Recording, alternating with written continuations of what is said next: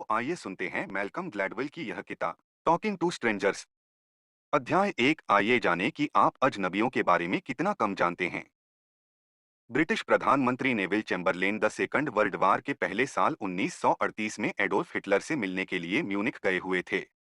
Hitler से मिलने के बाद नेविल को लगा कि वो हिटलर को बहुत अच्छे से जान चुके हैं। उन्हें उम्मीद थी कि अब वो हिटलर से बात करके आए हैं तो वो विश्वयुद्ध होने से रोक लेंगे। उन्होंने इस आधार पर जर्मनी को आश्वस्त भी कर दिया। उन्होंने हिटलर पर यकीन कर लिया था।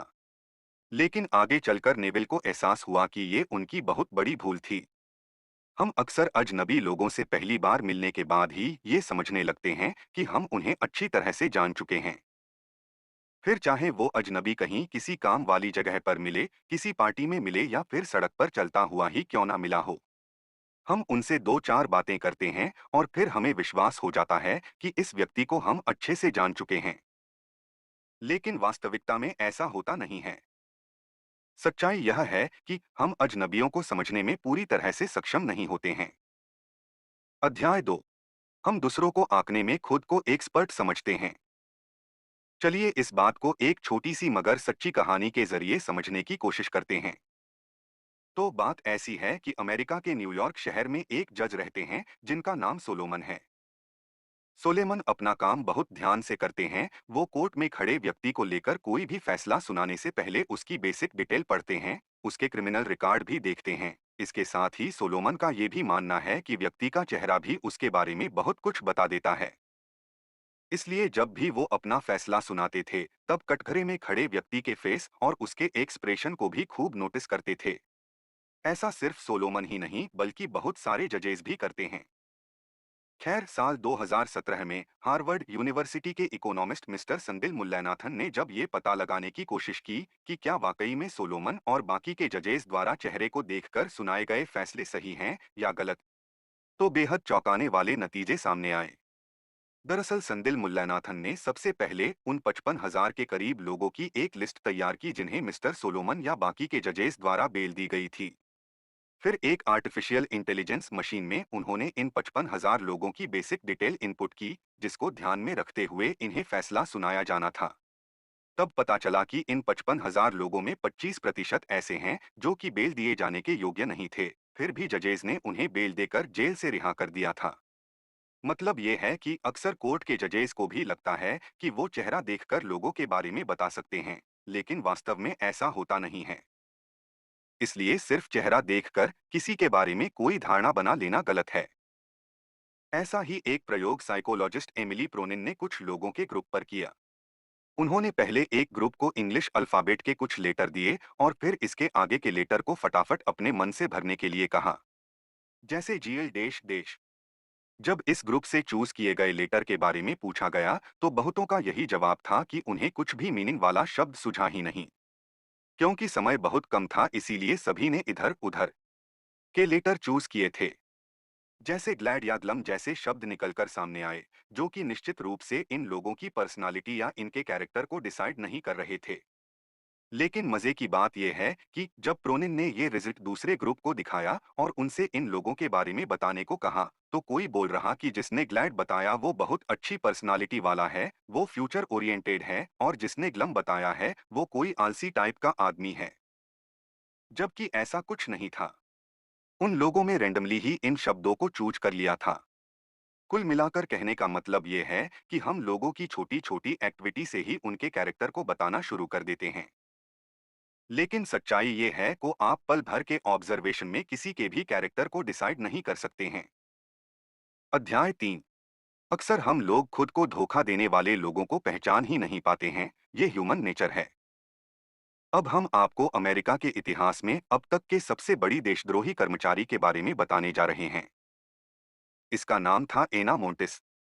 वैसे तो ये अमेरिका के इंटेलिजेंस डिपार्टमेंट की काफी सीनियर ऑफिसर थी, लेकिन असल मायने में ये क्यूबा के लिए जासूसी किया करती थी।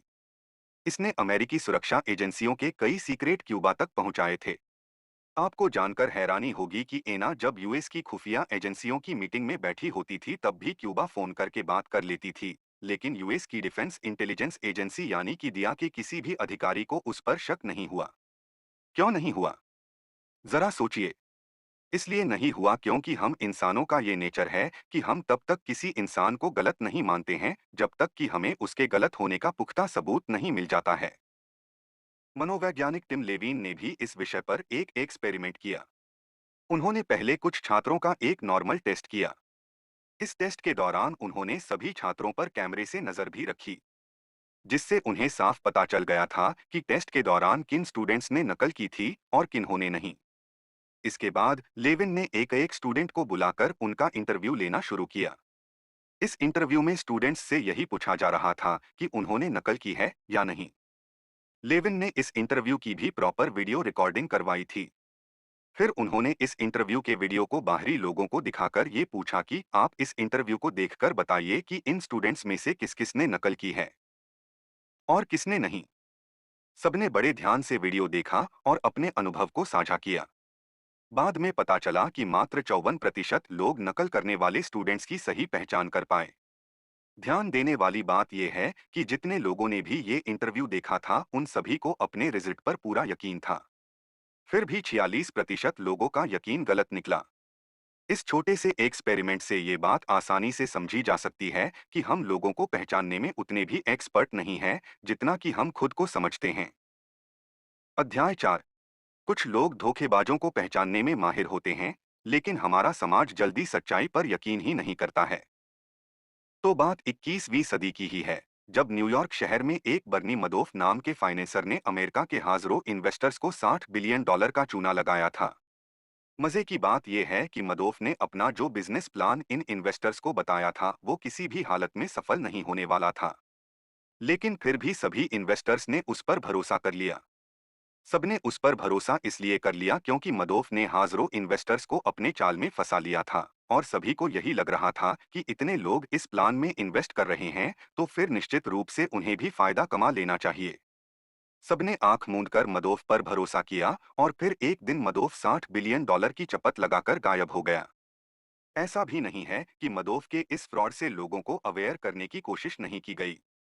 मार्को पोलो नाम के एक फ्रॉड इन्वेस्टिगेटर ने जब मदोफ के प्लान के बारे में सुना था तभी उसने सबको आगाह करना शुरू कर दिया था कि इस प्लान में किसी भी सूरत में उन्हें फायदा नहीं होने वाला है। उन्होंने सभी इन्वेस्टिगेटर्स को भी खुली चेतावनी दी थी कि जो इस प्लान में इन्वेस्ट कर रहा है सब अपने पैसे गंवाएंगे। फिर भी किसी ने मार्को की बात पर यकीन नहीं किया। मार्को ने अमेरिका की विभिन्न फ्रॉड एजेंसियों को भी लगातार साल 2001, 2005, 2007 और फिर 2008 में भी वार्न किया, लेकिन किसी ने भी रिस्पॉन्स नहीं किया। मार्को जैसे बहुत कम लोग ही हमारी सोसाइटी में मौजूद हैं जो कि किसी भी बात पर आंख मूंद कर यकीन नहीं करते हैं। वो हर चीज को अपने नजरिए से परखते हैं और फिर उसे सच मानते हैं। वरना अधिकतर लोग बस आंख मूंद कर सब पर भरोसा कर लेते हैं। और तभी मदोफ या एना मोंटिस जैसे लोग हमें धोखा देकर चले जाते हैं। आप खुद सोचिए, जब आप किसी कॉफी शॉप में जाते हैं और वहां बैठकर कॉफी पीते हैं तो वहां पर 10 रुपए की कॉफी में दुनिया भर का टैक्स लगाने के बाद आपको 50 या 60 रुपए का बिल थमाया जाता है। आप भी बिना कुछ सोचे समझे अपना वॉलेट निकालते हैं और पैसे देकर वहां से निकल जाते हैं। क्या आपने कभी उस कॉफी पर लगने वाले सभी टैक्स के बारे में डिटेल इंफॉर्मेशन लेने की कोशिश की है? या कभी आपने इंटरनेट पर जाकर ये जानने का प्रयास किया है कि कॉफी पर कितना लीगल टैक्स लगना चाहिए? बेशक नहीं किया होगा, क्योंकि ये आपको टाइम वेस्ट लगता है। और इसी टाइम को बचाने के लिए आप ना जाने कितनी बार फ्रॉड का शिकार होते आए हैं। अध्याय 5। शराब का सेवन दो अजनबियों के बीच के फर्स्ट मीटिंग को ही वर्स्ट मीटिंग में बदल सकता है। ये बात 18 जनवरी 2015 की है। स्वीडन में मौजूद स्टैनफोर्ड यूनिवर्सिटी के कैंपस में टहलते हुए दो स्टूडेंट्स ने मैदान में एक कपल को आपस में लिपटा हुआ देखा। उन्हें खुले कैंपस के ग्राउंड में इस तरह से किसी कपल को लिपटा हुआ देखकर थोड़ा अजीब लगा तो दोनों स्टूडेंट्स करीब गए। उनके करीब पहुंचते ही वहां मौजूद आदमी उठकर भाग गया। बाद में पता चला कि उस स्टूडेंट का नाम टर्नर था और वो ग्राउंड में बेहोश हालत में पड़ी महिला के साथ जबरदस्ती करने की कोशिश कर रहा था। इस तरह की घटनाएं अक्सर सुनने में आती रहती है, खास तौर पर अमेरिका जैसे देशों में, जहां पर पुरुषों के साथ ही महिलाओं का भी खुले तौर पर ड्रिंक करना सामान्य माना जाता है। इस बारे में लेखक का मानना है कि शराब का सेवन ही इस तरह की घटनाओं के लिए काफी हद तक जिम्मेदार होता है। साल 2015 में ही अमेरिका के वाशिंगटन शहर में हुए एक सर्वे में जब स्टूडेंट्स से ये पूछा गया कि लोगों को सेक्सुअल एक्टिविटी करने के लिए सबसे ज्यादा कौन सी चीज इंस्पायर करती है, तो फिर 47% स्टूडेंट्स का ये मानना था कि जब कोई अपने कपड़ों को कम करते हुए इंटीमेट होने की कोशिश करता है, तब लोग सेक्स के लिए अपने कदम आगे बढ़ाने लगते हैं। जबकि 18% लोगों का ये मानना था कि ऐसी कोई डिफाइन करने लायक चीज ही नहीं है जिसे लेकर पक्का कहा जा सके कि ये सेक्स को बढ़ावा दे रही है। यानी कि उनके हिसाब से सेक्स की इच्छा को बढ़ाने के कई सारे फैक्टर है जिसे डिफाइन नहीं किया जा सकता है। लेकिन वहीं इस बुक के राइटर मिस्टर ग्लैडवेल का मानना है कि शराब के सेवन के बाद लोगों का सेक्स के प्रति काफी झुकाव बढ़ता जाता है। उनका मानना है कि शराब पीने के बाद व्यक्ति दूर तक सोचना बंद कर देता है। वो अपनी तात्कालिक खुशी और डिजायर को पूरा करने की भरसक कोशिश करने लग जाता है। और कई बार इस कोशिश में वो ऐसी भी गलती कर बैठता है जिसका परिणाम आगे चलकर बहुत बुरा साबित होता है। कुछ ऐसा ही हुआ था टर्नर के केस में डॉन। उस वक्त उसने शराब पी हुई थी और जब उसने बेहोशी हालत में लड़की को देखा तो अपनी सेक्सुअल डिजायर को पूरा करने के लिए हद पार करने में भी उसने कोई गुरेज नहीं किया। उस वक्त वो अपनी इंटीमेट फीलिंग पर ब्रेक नहीं लगा सका और फिर अजनबी लड़की के साथ भी वो कर बैठा जो उसे नहीं करना चाहिए। ये तो जबरदस्ती की बात हो गई। लेकिन अमेरिका जैसे विकसित देशों में जहां लोग धड़ल्ले से शराब का सेवन करते हैं, वहां अक्सर सहमति से भी ऐसी घटनाएं होती रहती हैं। शराब के नशे में लड़के और लड़कियां अपनी इंटीमेट फीलिंग्स पर कंट्रोल नहीं कर पाते हैं और फिर फर्स्ट मीटिंग में ही वो शारीरिक संबंध बना लेते हैं, जिसको लेकर उन्हें बाद में पछतावा भी होता है। कुल मिलाकर हमें ये समझ लेना चाहिए कि शराब का सेवन किसी के साथ हमारी पहली मीटिंग को ही वर्स्ट मीटिंग में बदल सकता है। अध्याय 6। सैंड्रा ब्लैंड की कहानी से आपको पता चलेगा कि कैसे लोग गलत जज किए जाने पर बहुत बड़ी सजा भुगतते हैं। 10 जुलाई 2015 को एक अमेरिकी अफ्रीकी औरत जिसका नाम सैंड्रा ब्लैंड था, वो आराम से टेक्सास शहर के रोड पर गाड़ी ड्राइव करते हुए जा रही थीं। उसके पीछे की गाड़ी वाला काफी जोर जोर से हॉर्न बजाने लगा, इसलिए ब्लैंड ने अपनी गाड़ी को दूसरे लेन में कर लिया ताकि वो पीछे वाली गाड़ी को पास दे सके। लेकिन तभी अचानक से उसे एक ट्रैफिक पुलिस वाले ने उसे गलत लेन में गाड़ी चलाने के लिए रोक लिया। उसने सैंड्रा को गाड़ी से बाहर आने के लिए कहा। सैंड्रा को पता था कि ट्रैफिक पुलिस वाले अक्सर लोगों को यूं ही परेशान करके उनसे कमाई करने की फिराक में रहते हैं, सो उसने गाड़ी से बाहर आने के लिए मना कर दिया। इस बीच सैंड्रा काफी स्ट्रेस में थी, तो उसने गाड़ी के भीतर ही बैठे बैठे सिगरेट जलाकर पीना शुरू कर दिया। इस बात से वो ट्रैफिक पुलिस वाला और ज्यादा चिढ़ गया। उसे लगा कि ये औरत रोड पर अपनी उसे धौंस दिखाने की कोशिश कर रही है। उसने गुस्से में आकर सैंड्रा के ऊपर चिल्लाना शुरू कर दिया और उसे गन दिखाकर डराने भी लगा। बाद में उसने कार का दरवाजा खोला और सैंड्रा को पकड़कर बाहर रोड पर पटक दिया। इसके बाद उसका चालान करके जेल भेज दिया। सैंड्रा पुलिस वाले के इस व्यवहार से इतनी सहम गई थी कि उसने जेल के भीतर ही सुसाइड कर ली। अब आप इस सिचुएशन को थोड़ा गौर से समझने की कोशिश कीजिए। सैंड्रा ने सिगरेट इसलिए पी क्योंकि वो स्ट्रेस में थी और उसे पता था कि उसने कोई बहुत बड़ा क्राइम नहीं किया है। अभी थोड़ी देर में आराम से मामला खत्म हो जाएगा। लेकिन उसके सिगरेट पीने से पुलिस वाले को लगा कि ये औरत उसे धौंस दिखाने की कोशिश कर रही है और फिर उसने सैंड्रा को अपने गुस्से का शिकार बना डाला, जिसका परिणाम सैंड्रा को अपनी जान गंवाकर भुगतना पड़ा। यानी कि यहाँ पर ट्रैफिक पुलिस वाले का एक गलत जजमेंट सैंड्रा की मौत का कारण बन गया। अध्याय 7। हमारी लाइफ किसी डेली सोप का एपिसोड नहीं है जिसमें आप एक्टर्स के चेहरे का एक्सप्रेशन पढ़ लेते हैं। रियल लाइफ में चेहरे पढ़ना बहुत मुश्किल है।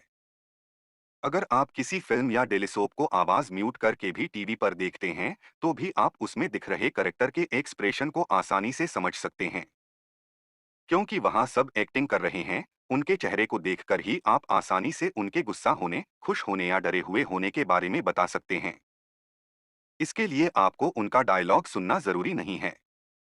हम सिर्फ एक्टर्स के फेशियल एक्सप्रेशन को देखकर ही चल रही कहानी का अंदाजा लगा सकते हैं। लेकिन रियल लाइफ में ऐसा नहीं होता है। यहाँ जरूरी नहीं है कि गुस्से वाला आदमी आंखें लाल करके ही आपको देखेगा या हंसने वाला दांत फाड़कर ही हंसेगा, या फिर अगर कोई आदमी बेहद डरा हुआ है तो उसकी धड़कन खूब तेज हो जाएगी और माथे पर पसीना छाएगा। इस पर जर्मनी के दो वैज्ञानिकों ने एक प्रयोग भी किया।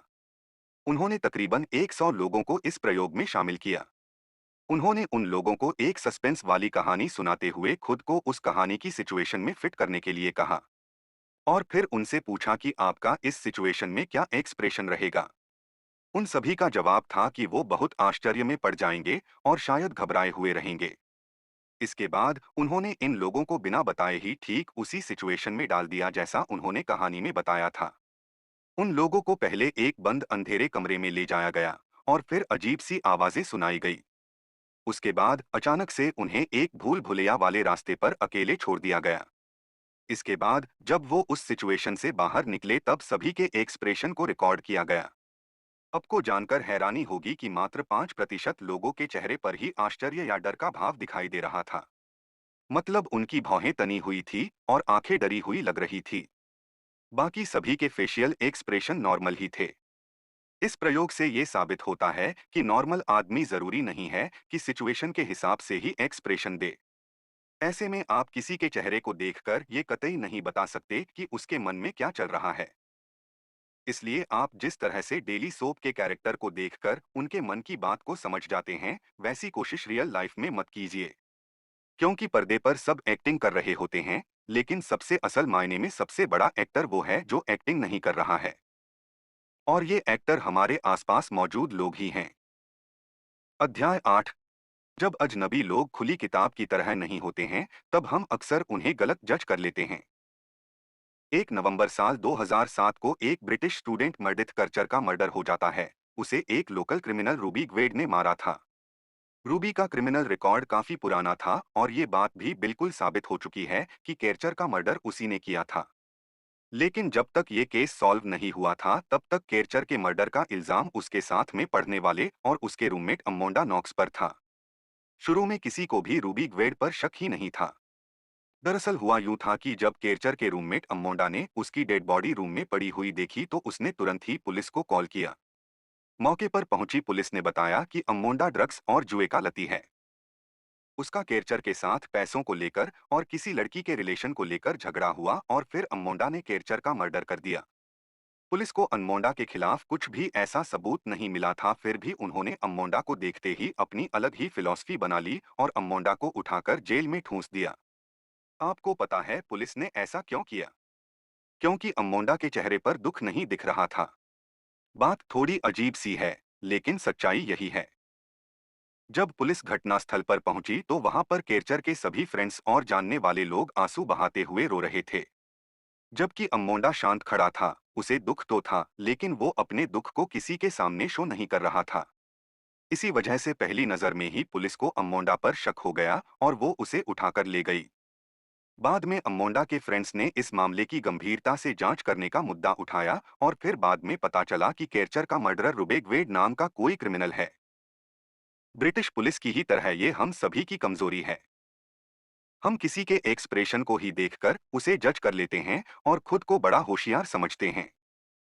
पुलिस के मुताबिक अगर अमोंडा अपने फ्रेंड केरचर की मौत के गम में रोते रोते अपने हाथ की नस काट लेता तभी उन्हें लगता कि अमोंडा को दुख हुआ है, इसलिए वो मर्डरर नहीं हो सकता। कमाल है। अरे जरूरी नहीं है कि सबका खुशियां मनाने का और गम मनाने का एक ही तरीका हो। और ये भी जरूरी नहीं है कि सब टीवी एक्टर्स की ही तरह हर चीज पर सटीक एक्सप्रेशन दें। इसलिए हमें कभी भी किसी के फेशियल एक्सप्रेशन को देखकर उसे गलत समझने की भूल नहीं करनी चाहिए। अध्याय 9 सारांश। हम इंसान बहुत जल्दी लोगों पर भरोसा कर लेते हैं। अक्सर हमको लगता है कि सामने वाला व्यक्ति सही ही बोल रहा है, लेकिन वास्तव में ऐसा होता नहीं है। हमें लगता है कि हम लोगों के फेशियल एक्सप्रेशन को देखकर और उनके बारे में थोड़ी सी इंफॉर्मेशन रखकर उन्हें अच्छे समझ सकते हैं। लेकिन ये हमारी सबसे बड़ी गलतफहमी होती है। लोगों को जानने और समझने में वक्त लगता है। ये कोई आसान काम नहीं है। आप सुन रहे थे टॉकिंग टू स्ट्रेंजर्स, जिसके लेखक हैं मैल्कम ग्लैडवेल।